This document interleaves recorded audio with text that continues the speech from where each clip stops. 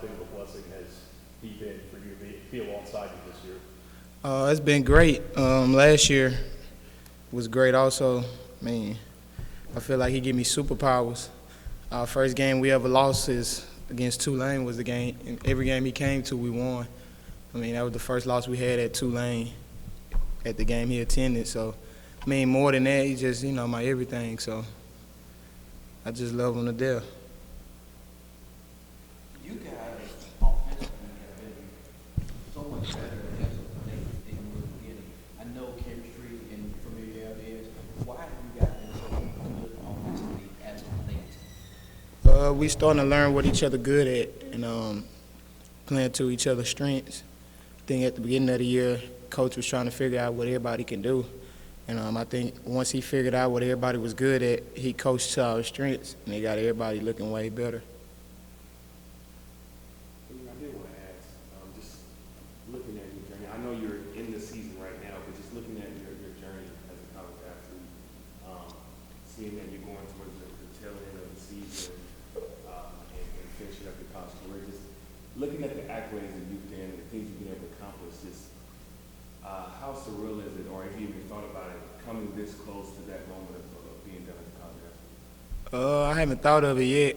I'm still trying to live in the moment, not trying to reminisce too much. Got a lot at stake still, but I'm just blessed, man. I mean, I think I only missed one game in my college career, so I thank God for that. But it's been fun.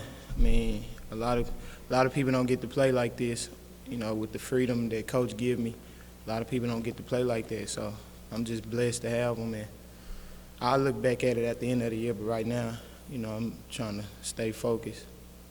Well, how do you stay focused? Because, later this season, the Kuzia Awards coming up, you're in consideration for All-American, and all these things are coming up. I know you're focused on what you're doing, but it's got to say, hey, because I know you get the phone call and say, blah, blah, blah, blah.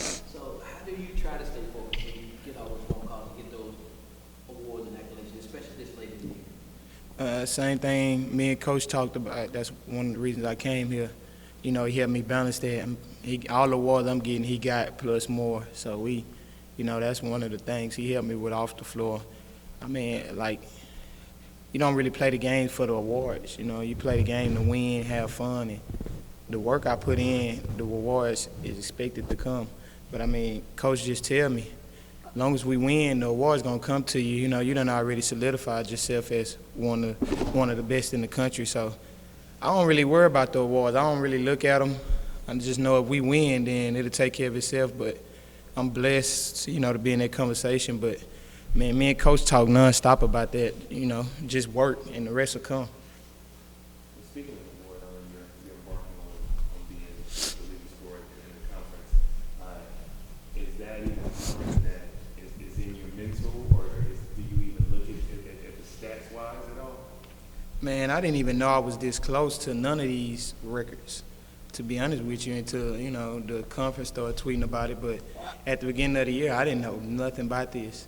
I got a chance to play against Quentin. I want to say, is it Rose? That's the all-time leading scorer. I got a chance to play him at Temple, and I knew he was good, but I didn't know nothing about this. I mean, I'm just playing to win, and that just, I guess, came in part of being, what, man? You can't do that. It just came part of the journey, man, just trying to stack wins, and just the records came with it. As you guys get closer to March Madness, do you ever kind of look at college basketball teams, like some of the teams that you look at? No, we just say we focus on us. Day by day, we'll get it done. I mean, try to go 1-0 every day, and just try to play every team we can to the best of our ability. And we know once we get in the tournament, we can beat anybody. Obviously, we gave Alabama a run at Alabama. They number 2, 3 in the country. So we believe in what we got. As long as we display it at our highest level, we good. You played this Temple team once, and you had a highlight feel with that. What do you take from that game so you don't get in the last-minute game again this week again?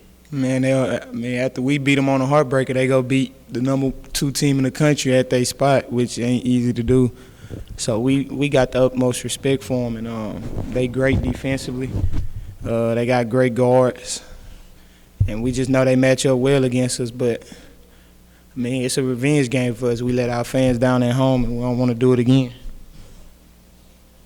Given, obviously, you came here for a reason to get this tournament, and you talk about if you win every game, it'll take care of itself. But I think you know the reality of kind of how precarious that situation is right now. The team kind of goes how you goes. Have you conveyed that to the rest of the team? Like, all right, just go time, no more messing around? Yeah, I mean, Coach challenged me every day, you know, being part of the leader. When I play sluggish, the team plays sluggish, and I got to own that, you know.